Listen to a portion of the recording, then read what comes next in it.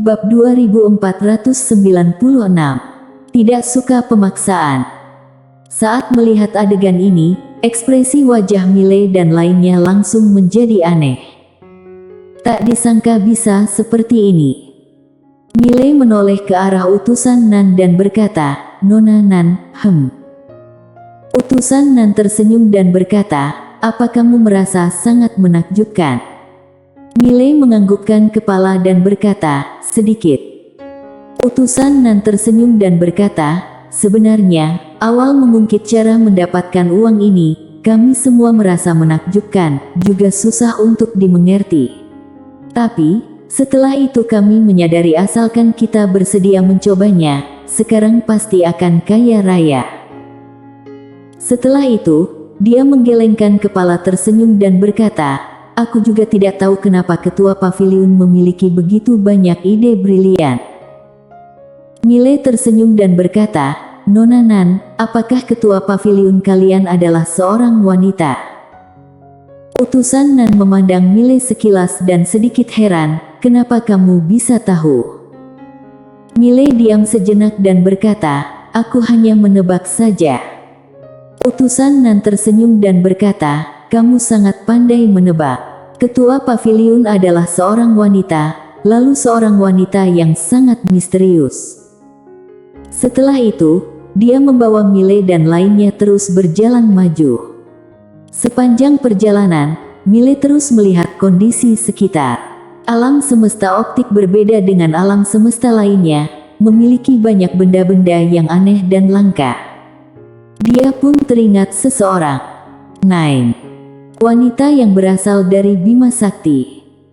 Waktu itu, Nine juga membawakan banyak benda-benda yang aneh. Apakah ketua paviliun sama seperti Nine berasal dari Bima Sakti? Miley sedikit penasaran dengan ketua paviliun Xianbao. Tidak lama kemudian, utusan Nan membawa Miley dan sekelompok orang pergi ke dunia Xianbao. Tempat ini adalah tempat pusat paviliun Xianbao, hanya orang-orang terkemuka paviliun Xianbao yang bisa datang ke sini. Dunia Xianbao tidak terlalu besar, tetapi sangat indah. Ada 7 pulau kecil di dunia Xianbao, 7 pulau berada di tengah dunia Xianbao, lalu dikelilingi oleh air laut. 7 pulau itu adalah Pulau Tianshu, Pulau Tianshuan, Pulau Tianji, Pulau Tianquan, Pulau Yuheng, Pulau Kaiyang dan Pulau Yaoguang. Tidak ada bangunan mewah di pulau, setiap pulau hanya ada beberapa gebuk jerami yang sederhana. Meskipun sederhana juga sangat mewah. Utusan Nan membawa Miley pergi ke Pulau Yaoguang, karena dia adalah ketua Pulau Yaoguang.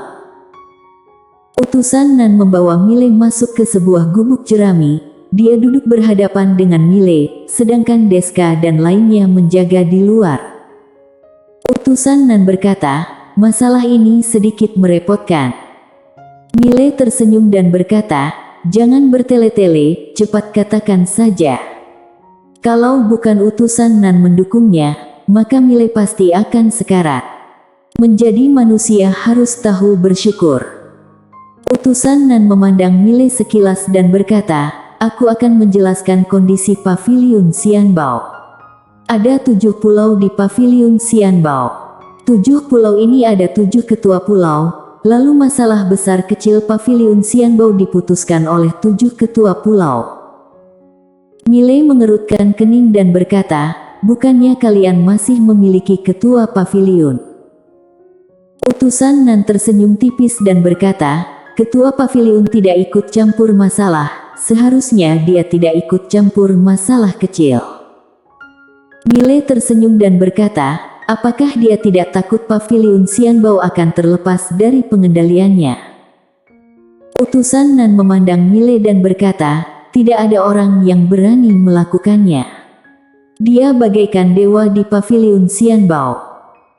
Miley meneguk teh spiritual yang ada di depannya lalu berkata, "Utusan Nan, coba katakan masalah yang kamu jumpai." Utusan Nan bimbang sejenak dan berkata, "Sebelumnya aku membawa begitu banyak orang mendukungmu, lalu ada banyak orang yang berkorban. Milei mengerutkan kening. Jadi, orang paviliun Xianbao menyalahkanmu. Utusan Nan menganggukkan kepala dan berkata, ada banyak master yang berkorban, lalu semua orang mencurigaiku sengaja ikut campur konflik duniawi. Sekarang ada beberapa ketua pulau yang tidak sepihak denganku mulai melaporkan hal ini pada ketua paviliun. Jika hanya melaporkan, aku tentu saja tidak takut. Karena bagaimanapun juga, semua ini adalah hal internal, aku juga memiliki rekan seperjuangan. Masalahnya, mereka bekerja sama dengan orang luar untuk menghadapiku. Milei berkata, bekerja sama dengan orang luar. Utusan Nan menganggukkan kepalanya dan berkata, beberapa hari yang lalu, orangku menerima benda ilahi dan terkena perangkap. Saat dia menerima benda ilahi ini menghilang secara misterius. Sekarang, pemiliknya memintaku untuk mengembalikan benda ilahi itu.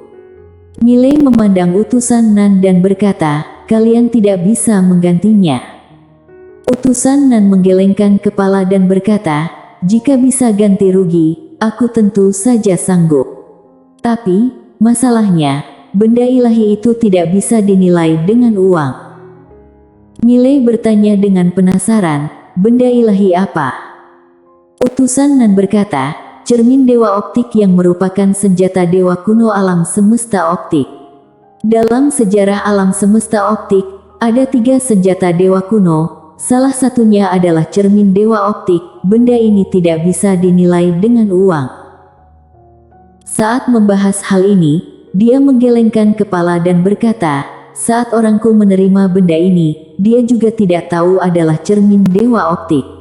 Makanya menggunakan harga yang rendah menerima benda ini, tapi sekarang pihak pemiliki tidak mau ganti rugi, dia mau kami mengembalikan benda itu.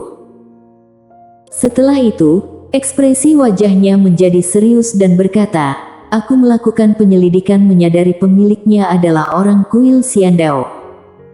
Milei bertanya, kuil Xiandao.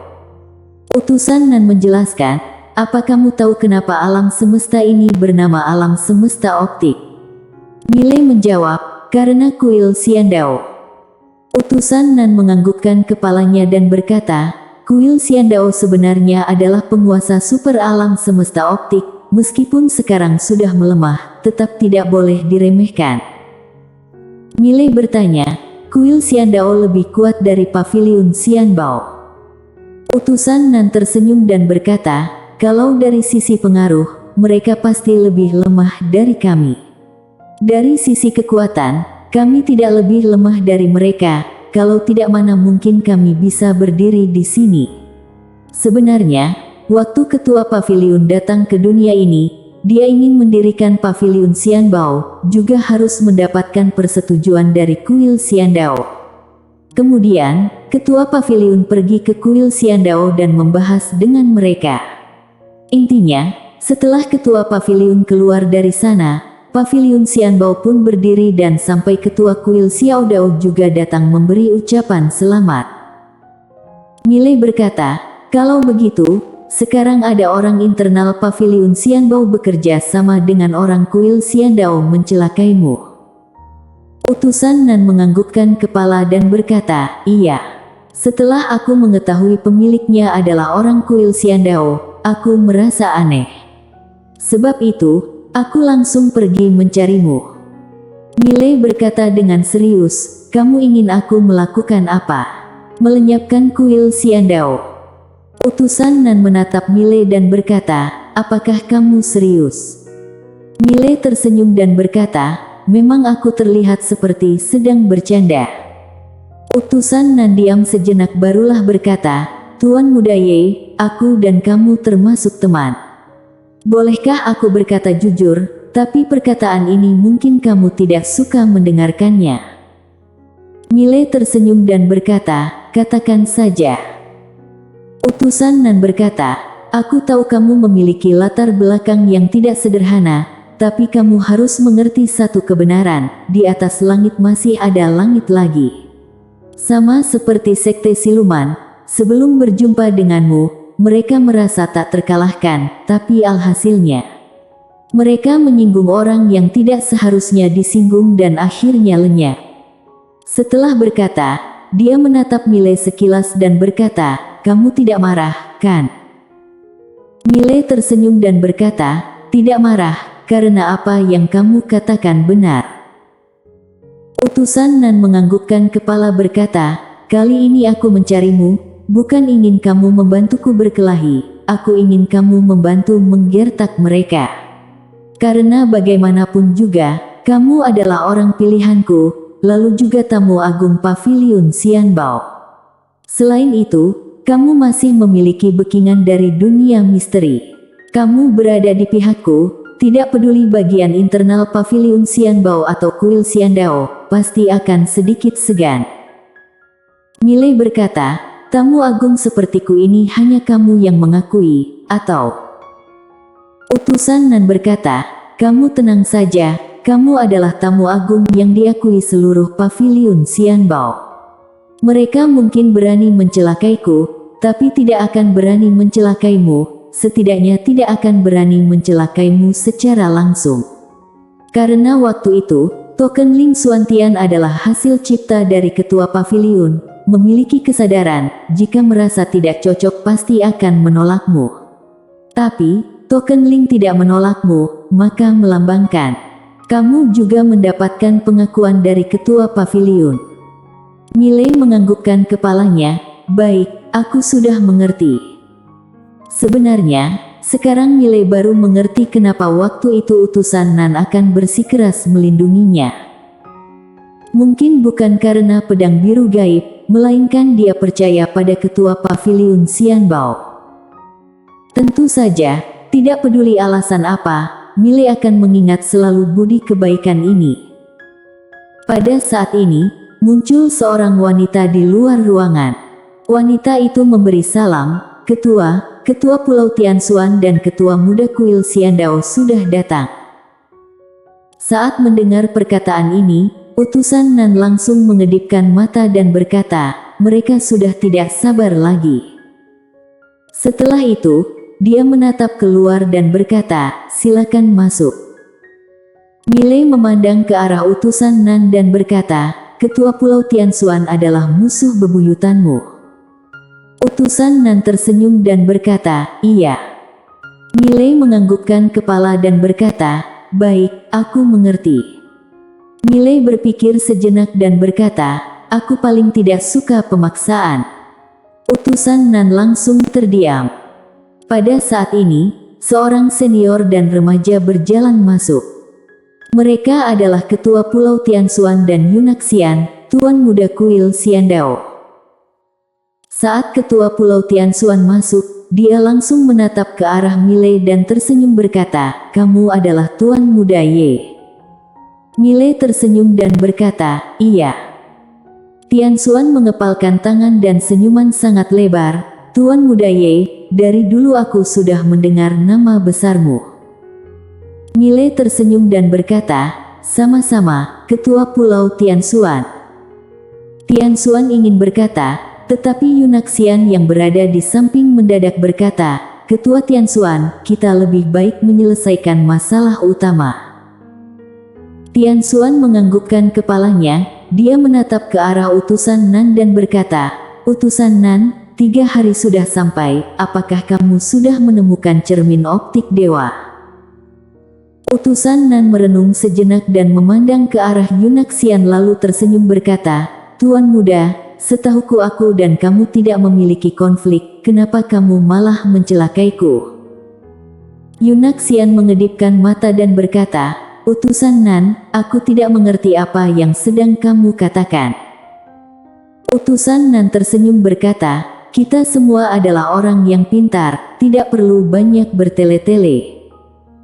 Yunaxian tersenyum berkata, "Aku tidak tahu apa yang kamu lakukan.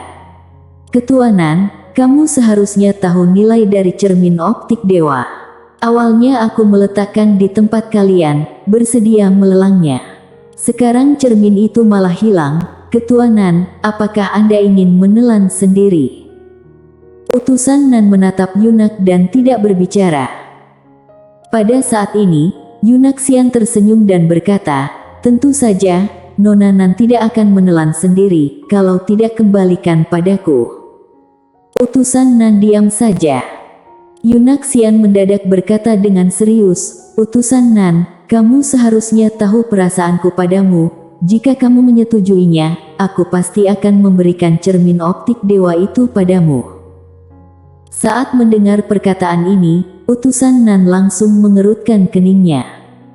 Pada saat ini, Mile malah tertawa dan berkata, "Bro, ini caramu mengejar wanita."